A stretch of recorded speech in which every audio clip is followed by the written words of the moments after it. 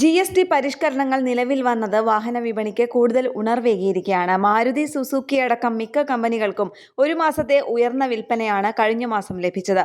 GST ആനുകൂല്യങ്ങൾക്കൊപ്പം കമ്പനികൾ സ്വന്തം നിലയിലുള്ള ഉത്സവകാല ഓഫറുകൾ കൂടി നൽകിയതോടെ കഴിഞ്ഞ മാസത്തെ വാഹന വിപണി വളരെ തിരക്കേറിയതായിരുന്നു.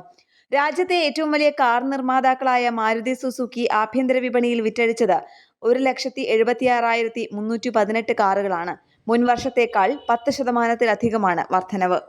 കമ്പനിയുടെ ചരിത്രത്തിലെ തന്നെ ഏറ്റവും ഉയർന്ന വിൽപ്പന നിരക്കാണ് ഇത്. ചെറുവാഹനങ്ങൾക്കും വിൽപ്പന നിരക്ക് വർധനവുണ്ടായി. മഹീന്ദ്ര ആൻഡ് മഹീന്ദ്ര വിഭാഗത്തിൽ 31% കഴിഞ്ഞ വർഷത്തേക്കാൾ കൂടുതൽ രേഖപ്പെടുത്തിയത്.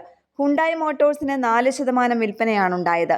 ടാറ്റ മോട്ടോഴ്സിനാകട്ടെ 26.6% വളർച്ചയും രേഖപ്പെടുത്തി.